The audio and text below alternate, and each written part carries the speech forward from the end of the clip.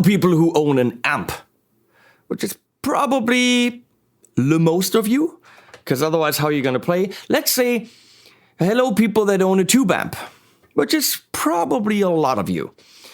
Unless you own, I don't know, a Katana, Black Spirit, a Helix, something like that, then this might not be interesting for you, because the thing we're looking at is the Boss, the Boss Waza, which is their high-end thingy, TAE, which is easier than saying tube amp expander,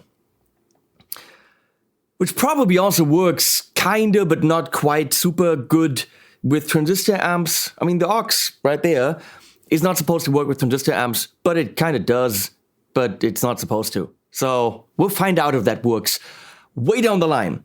For now, what we're gonna do is, I have the Boss TAE in front of me.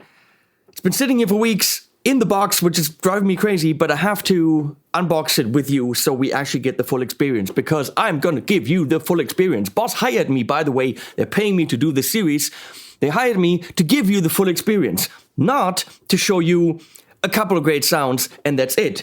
And no, they said, hey, Henning's doing the in-depth stuff, let him run free. So that's what we're doing. We're unboxing it. We're looking at all the features in this video, not sounds. We're not gonna hook it up. We're just talking about what it is supposed to do. Then the next video will be hooking it up, checking out some sounds with low gain amps, which could be interesting for the clean and the blues and the pop rock and all the low gainy people. Then we're gonna check it out only with high gain amps. I've got an Engel Savage 120 right there. I've got Revs and I've got Diesels. I've got other things. We're gonna look at high gain and its use for Le Metal. Then we're gonna go ahead and look at the software in video number, I think number 4, that would be that. And just see what the software can do when you hook it up with USB to your computer. And then, after we've done all of that, we're gonna talk about its place in the market. What does it do that others don't? What doesn't it do that others don't? And you know I'm gonna have stuff to bitch about, because I always do. So I have an aux, I have a reload, I have the Iron Man 2 from Tone King, which is a pure attenuator with a kind of basic DI out.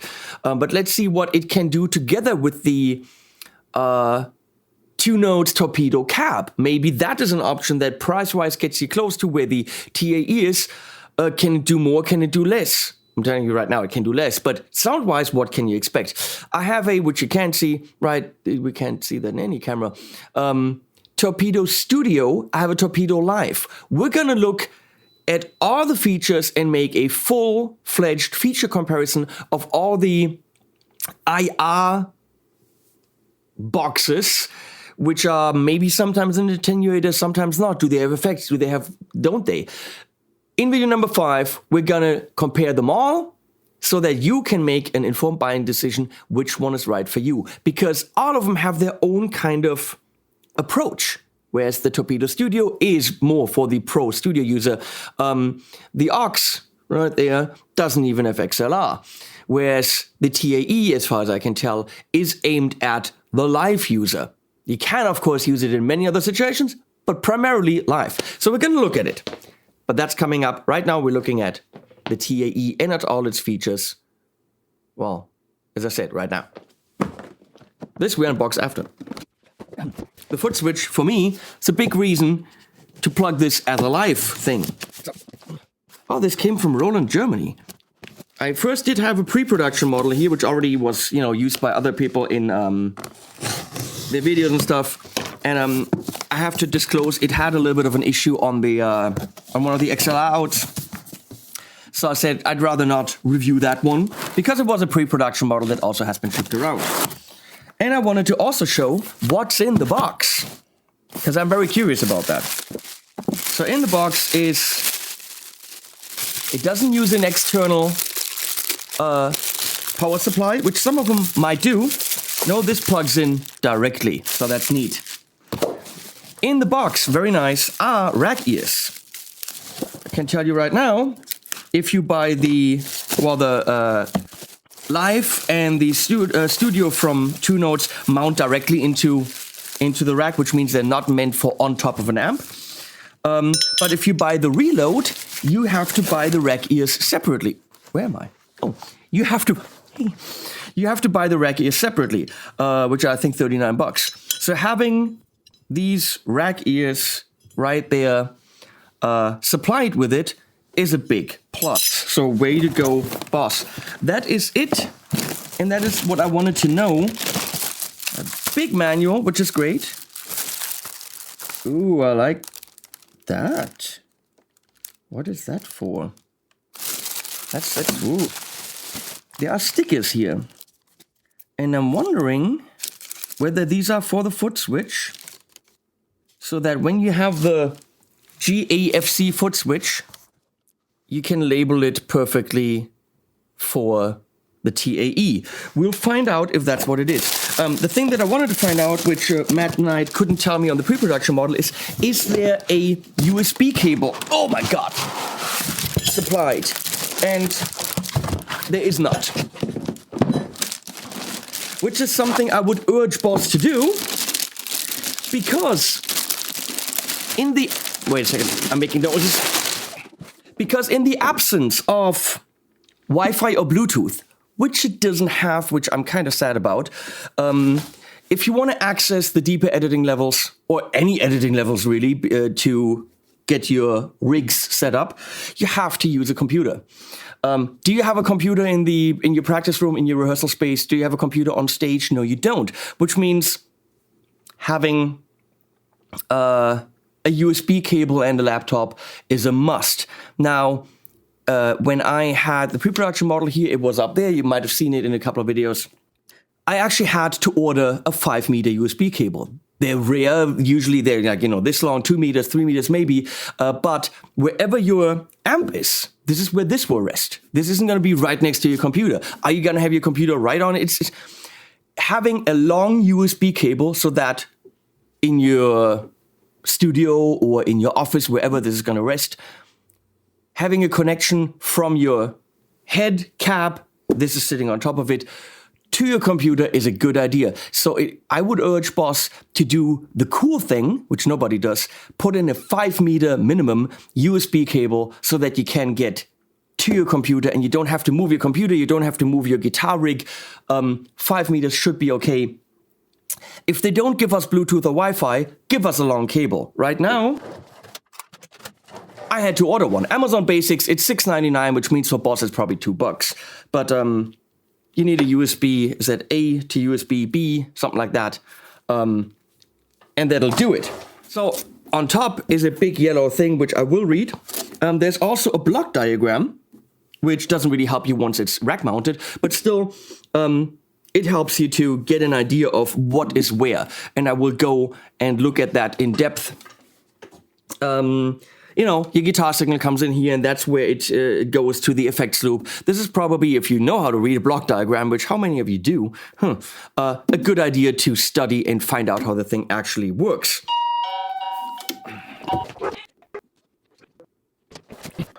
So, what is this? Well, tube amps are damn loud. So you want to make them quieter. It can do that. Tube amps are tough to record because you have to put a mic in front of the cab and then exactly where the mic is placed.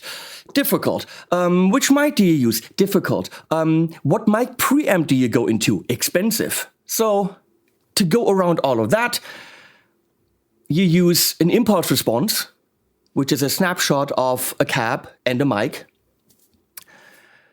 and simulate that tube amp going into that cab, and you can record that instead of actually using a mic.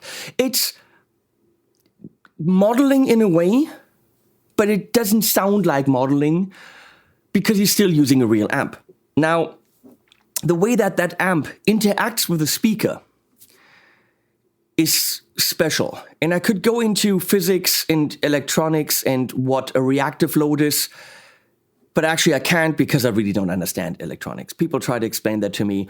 Point is, there is something in a tube amp that reacts with the speaker. and it sends stuff to the speaker, and then the speaker says, whoa, no, sending stuff back, and there's a back and forth between the speaker in the cabinet and the amp, and that influences the sound, it influences the behavior, it influences something like compression, sag, all those words. Usually, these load boxes or these impulse response loaders things, when they're good, they have a reactive load. They don't just take the power and suck it up. That's the cheaper ones.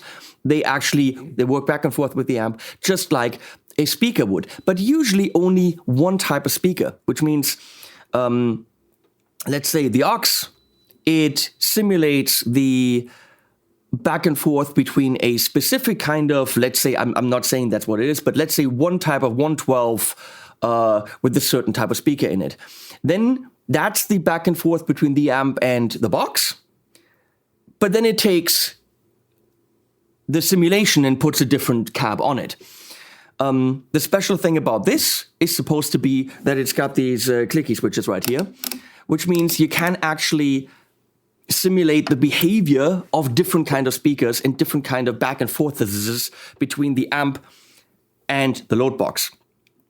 In my first test with the pre-production model, I didn't find a lot of wow effect, but I'll go through it again. And a good friend of mine told me, someone that really knows his shit, it is more pronounced when you're actually working with high gain settings. So we'll find out about that, because when I was playing it, I was actually playing more clean, and it's less of an effect. But let's look at features. This is one of the main features of it. I'm sorry, that's a lot of info that's going to come here. So we're going to put this on the table. So I came closer because we're going to take a closer look at the front panel. So Leslie, if you please, the front panel. So here we are. There's the reactive load. And resonance really usually means low end. So how does the low end of the speaker behave? There are 4 settings. And then how does the high end behave? And this is, of course, the most important thing, speaker out.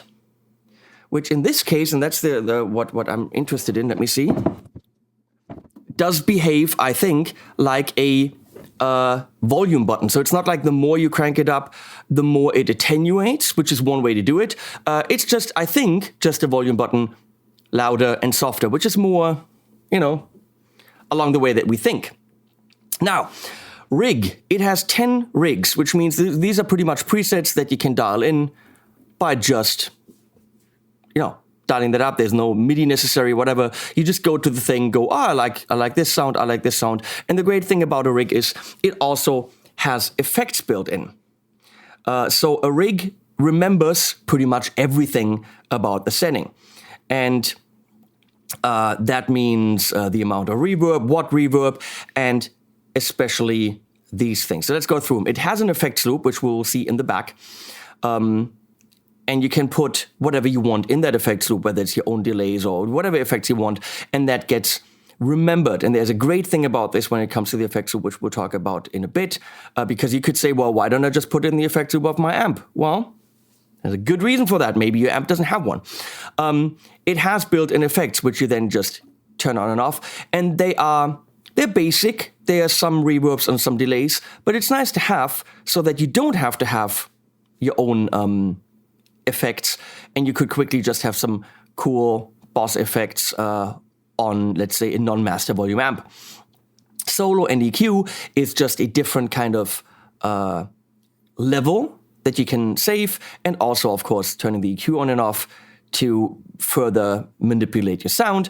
And amp control is very interesting. That shows that this thing is meant for live, because you can change the channels on your amp if you want to. There's a dog coming in. I was like, where's the dog going? You can change the channels on your amp. So you can say, well, now I'm going to my high gain channel versus the crunch. And also at the same time, bam, switch my rig. So you can change with one click of a foot switch. MIDI isn't even necessary. your amp and the way that it comes out at front of house. Very cool. There's a direct reverb knob, easily dialed in without going into the software, changing your reverb setting, and very cool with a very clear black indentation. There's the line out, which is of course what goes into your out of the XLR into your interface or the front of house, which is great, and an individual phones out, which we don't see on the front here, so you would have to plug your headphones in the back. That's not ideal when it's rack mounted, I'm gonna say that, because you can't just go click, plug your headphones in. Not the best way to do it, but okay. When it's on top of your amp, that's not a problem. Okay, we're gonna turn this around, and we're gonna look at the back here, which is where it gets very interesting. The only space that's still free is around here, which probably we couldn't use anything. This is where you plug in your amp. From tube amp, they specify that. Maximum of 150 watts, which should cover most tube amps out there. You set the input level, kind of very rough. Is it a very, very small amp, a 50 watt, a 100 watt? And of course, 150 is in the 100 watt category. And you say what impedance you have connected on your amp with this chicken head switchy thing. So now then it goes to the speaker. And this thing attenuates it, okay? So what... Well, okay, we'll talk about that in a bit, how this behaves with the speaker. But you don't have to go to a speaker at all. You can just use this, headphone out, and you're good. Or you go to a speaker, attenuate it, and make the speaker as loud as you want. Phones, here we have a mono, front of house. The difference between the mono, FOH, and the line out is as of yet not clear to me. So I'm going to have to read in the manual and find out, why is this different? Just because it's mono? Why couldn't I just use the left out or right out or this as a mono? Where's the difference between the stereo, which probably has effects in stereo, and the mono? Does it not have effects at all? Is this before the effects loop? I could just try to find out here somewhere. Wait, line out, mono. Nope. The mono seems to be summed together. So it is a sum of this, which technically means it has everything that these have, but in mono. We'll find out. Amp control. The amps have different kind of ways of receiving signals, whether it is takes just a continuous signal, which would be latch, a pulse, or if you want, if it's reversed, you're gonna have to invert it. So this switch seems to actually help in every situation. And then we have foot control for the effects loop, and this is specifically for the Boss Footswitch. So you can have a normal foot switch, any foot switch you want to control the effects loop, or use the Boss one. Then there's MIDI, which of course can probably control everything, but definitely do program changes and switch your presets. Whew. Then we have USB, that's self-explanatory for the computer. Which also turns this into an audio interface, which I'm a little bit concerned about, but we'll get into that later because it's not necessarily the most practical way of doing things. Then we have ascent and return, beautifully done with ground lift and all the little switches that you need to make sure there's no hum and all that. Level selector, and whether or not the loop is parallel or serial, that is just great. Everything you freaking need. So that's a very, very full-featured effects loop. So that's all the features you can see. Now, another special thing about the TAE is that it has is it a Class D? I think it is, power amp built in, which means it can make small amps louder. And we're going to try that. I have a Blackheart Killer amp, which is a 1 watt amp. That's an amp you would never, ever be able to gig with. But it sounds really phenomenal. It really sounds exceptionally good. That thing with a tube screamer in front of it is the lead sound that I used for many albums, but you couldn't gig with it. Now, with this, put it in there, speaker volume. So that is the thing. The speaker volume does not let the power from your amp go through. It doesn't attenuate and then only sends a little bit of power to your amp. What this does is actually it eats up all the power from your amp, completely burns it up, and then always uses its own digital or Class D, it's not digital, your Class D power amp, its Class D power amp to make the signal louder, which means just the same case as with all the other boxes, your amp always communicates with this load, with this reactive load, and then the behavior of your actual speaker isn't really part of the sound anymore. The sound of your speaker is, but not the way that it behaves with the amp, if that makes any sense.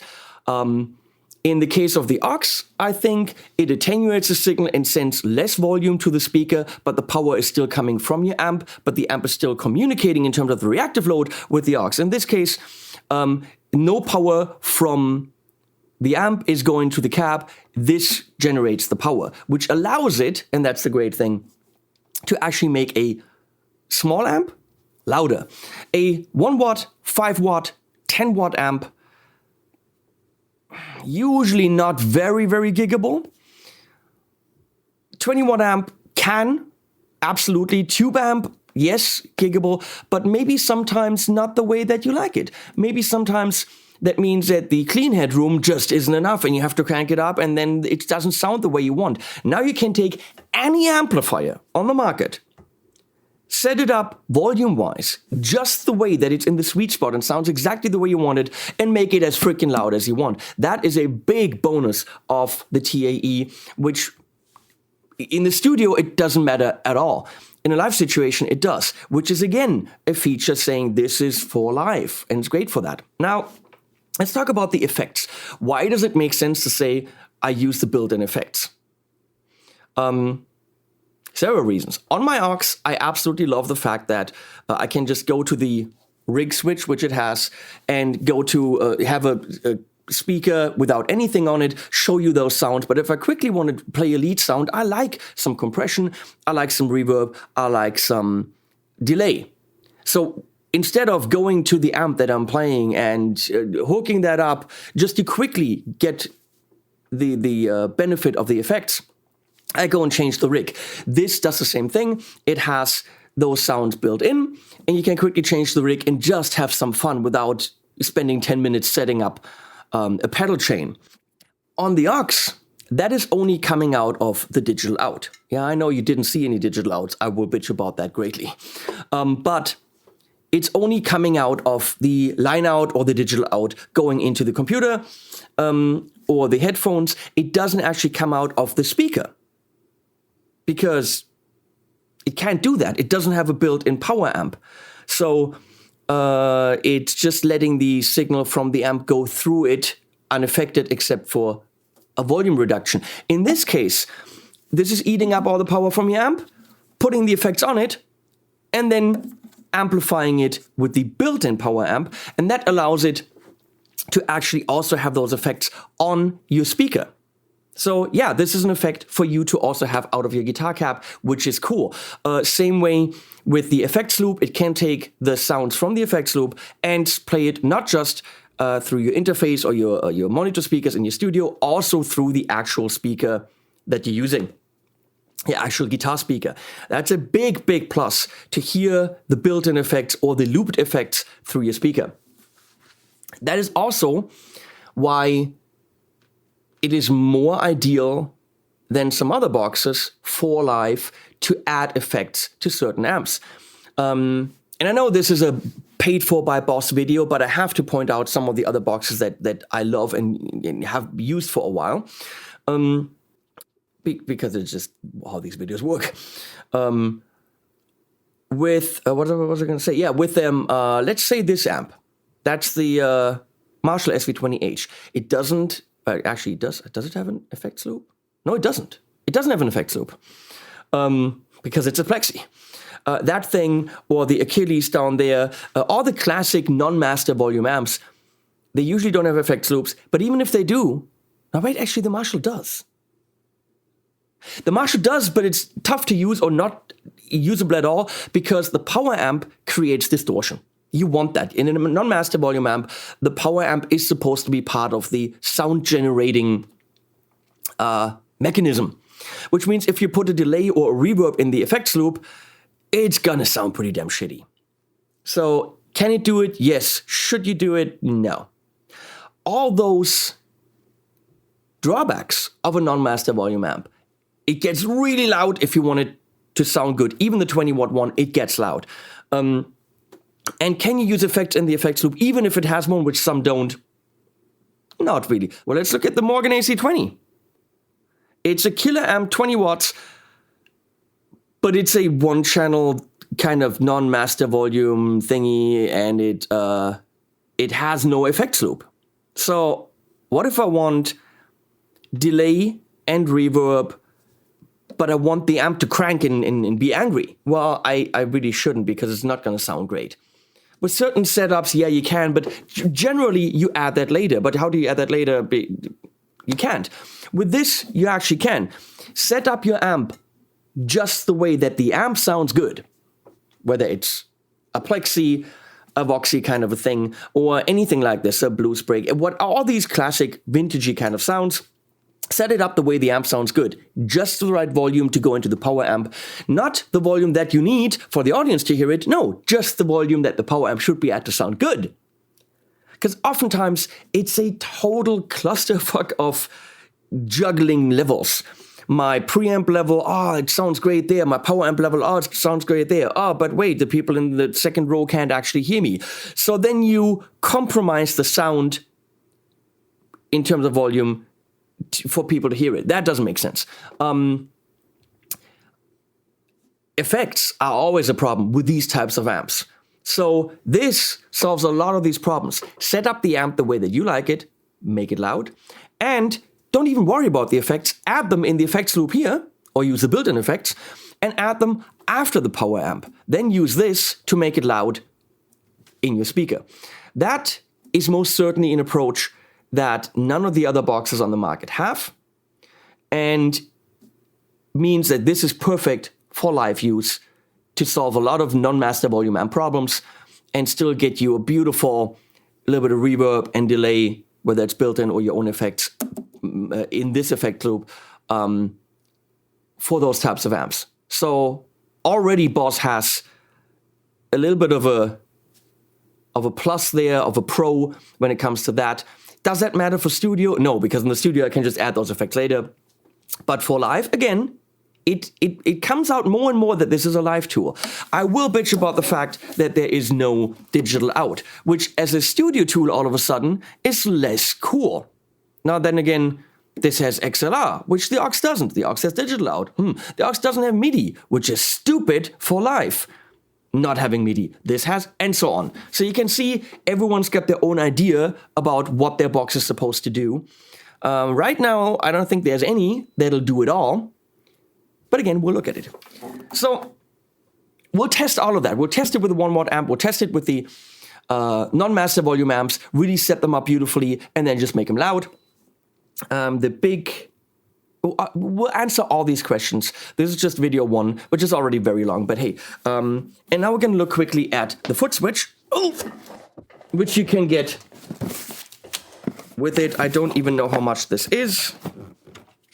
They handed this to me in Mannheim, and I was like, yeah, that actually makes a lot of sense. Please give this to me, because it justifies the argument of the TAE as a live tool. It's rack mountable. It's okay. So comes with a cable that's not. What is that? I was going to say that's not extremely long, but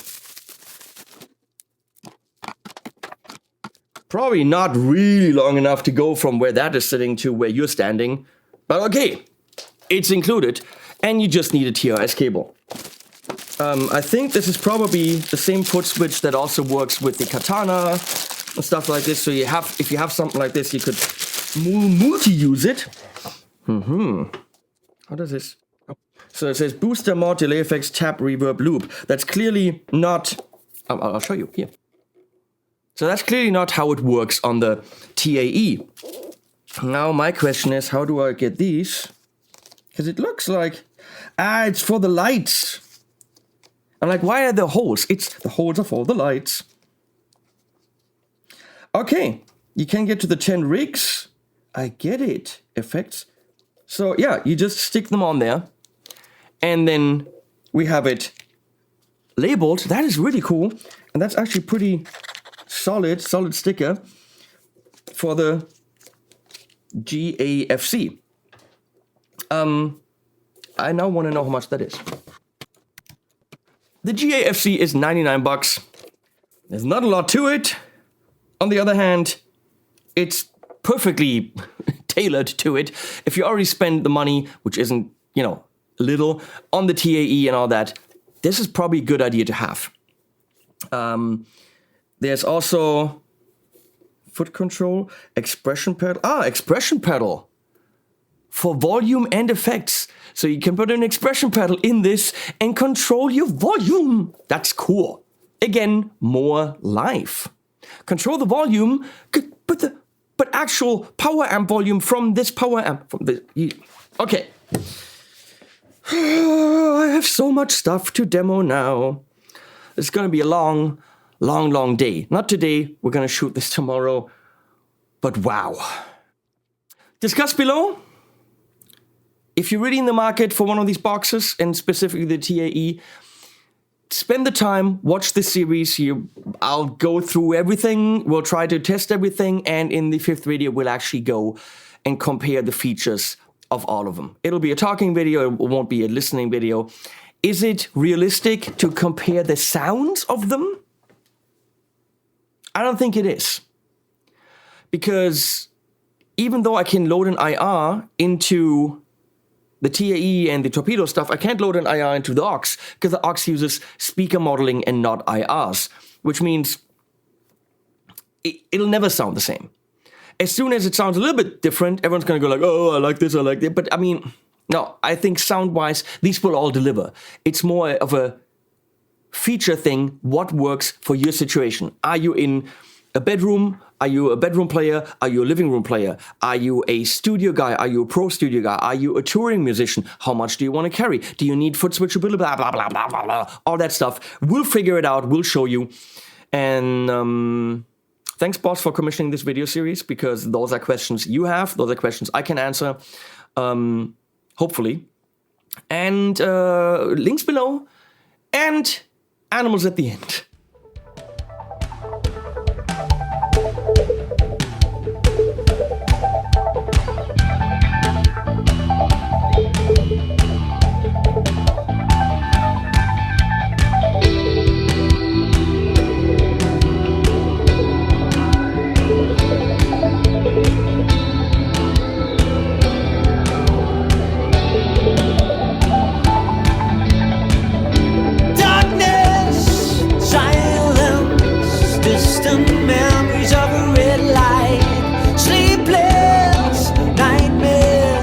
Shapeless